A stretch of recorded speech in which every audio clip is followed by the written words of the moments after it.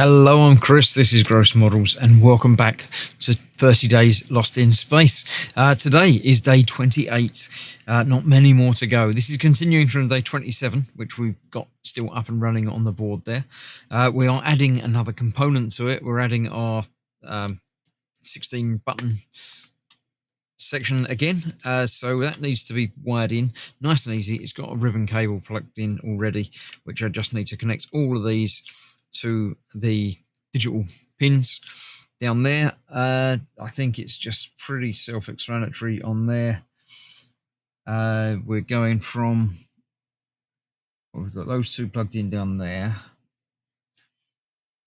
Then there's a gap of two, so we've got two on that first bit there, going from down here. So the white one goes there, and then basically all of the rest just plug along each and every wire and plug along there until we get them all plugged in. So I'll do that while we're watching the intro video of Astrid and seeing exactly what it is that she's telling us to do today.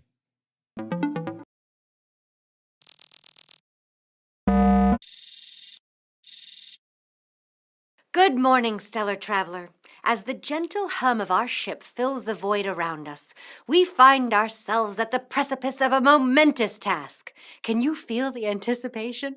Just 48 hours away from the mothership, and we're ramping up for our final challenge, repairing the docking gear. This isn't just any repair. It's a symphony of all we've learned, all the tools we've acquainted ourselves with, converging for one grand purpose. Let's ensure that when we touch down, we do so with more grace than a dying star. The horizon of home beckons, and we have much to do. Today's Task Explorer is both intricate and comprehensive. Remember the code from our previous day's adventure? We'll need that, along with the symphony of our passive buzzer and the visual allure of our OLED. And don't forget the 4x4 keypad, which will serve as the bridge between our will and the majestic mechanism of our landing gear. Yesterday, we ensured our dip switches are safety compliant. So, once all three are flipped, that very keypad will be our instrument to both deploy and retract our landing system. The rest of our tools will come center stage tomorrow. Let's glide through this with the precision of a starship pilot, shall we? Let's move on to how we're actually going to code this. We need a way to figure out if we have flipped all three of the dip switches and passed our necessary safety checks. We can probably do this by checking all of the switches' states and only continuing once they've been activated. Next, we need to add today's additional logic for our 4x4 keypad. We will be using that to deploy our landing gear. It doesn't necessarily matter which button makes it deploy, so let's just use A. That should work. Let's review the cached instructional material from your mission resources and give it a quick test. Okay, let's have a look. I've plugged all those in where they should be, as far as I can tell. And as far as I know, that should be A. I think it's 1, 2, 3, A. I'll figure out which button it is in a minute. The code, we've got the landing gear code. So configuring switches are in the off position, then enable our approach code. Current approach code will only exercise the landing gear. Build on that later. Yeah, so we're adding the 16 button matrix. Use two of the buttons to raise and lower. She did mention the speaker, but it doesn't seem to be on the wiring diagram, so I haven't included that. I will see if it's included in the code and see if we notice it. So we're doing the same before. We've got partial bitmaps, analog pins as digital pins. We're already doing that. It doesn't matter. Analog can be used as digital. You can't necessarily do the other way around, although you can sort of with the PWM, can't you? Switches binary, including files and defining values. Yes, I've included the landing gear bitmaps already. I've copied all of those in. Again, it's just the bitmap code that doesn't really mean anything to me.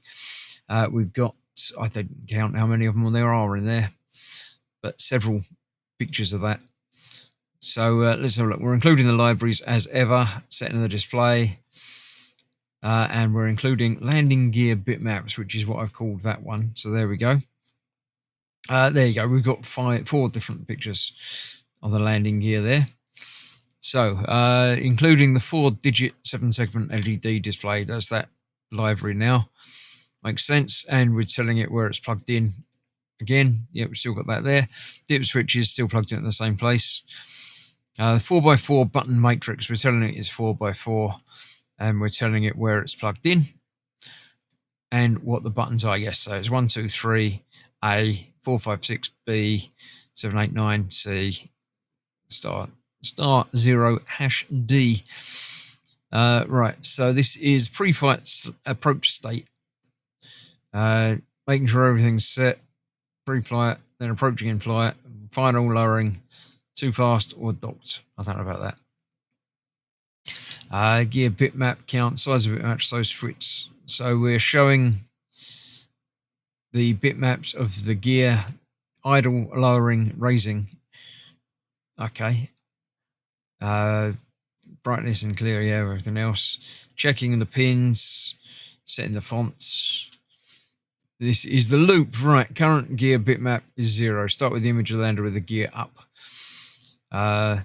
Approach state is the approach in it, and the approach final gear state is gear idle. The last key previously seen. Last key equals -1. Not sure what that bit does. Anyway, we set a boolean. Thrust lever pin, system lever pin, and confirm lever pin. That's the 3 switches. That's just what we're calling them on there. So they are using the serial print, which I'm not even going to be looking at, but there you go. If thrust lever and system lever, no, not thrust lever. It's the exclamation mark means it's not, isn't it? So, oh yeah, switch case. So if the thrust lever, system lever, and confirm lever, we're in pre-flight. And we're printing approach pre-flight. Final custom key, gear bitmap count 1, gear lowering, and if it's not or equal to 0, then gears raising. Okay, I think I get that. So again, the lander display, again, depending on what it's doing, if it's the approach in it or pre-flight, we're going to show that. Final, we're going to show that. Yeah, okay. Building thrust lever, right? Void pre-flight display. So this is setting up what the display is going to do. We're printing the exploration lander approach sequence, and then we're showing thrusters on or off. Just the 3 switches on or off, and then we're showing the landing gear as another bitmap underneath that. Helper function that returns a different string for each enum state. All right, I think if we're having trouble, it's just going to show different things if it's wrong. Draw a line of text on our radio display.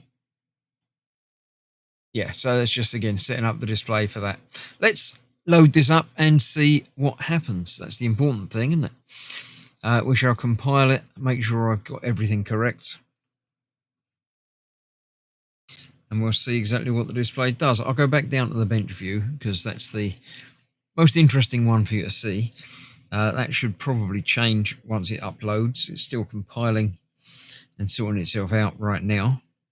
There we go. It has done compiling. It is now uploading. We'll get the little flashy lights happening. There we go. So we've got our approach sequence saying on there, thrusters off, systems off, confirm off, countdown pre-flight. So let's flick the first one on. That has done nothing. That has done something. Why is that one not? Oh, right, it did. It just wasn't. So that's confirm. So I've done it in the wrong order. So let's start with the thrusters on. There we go. Systems on, confirm on. So now we got a picture of our ship.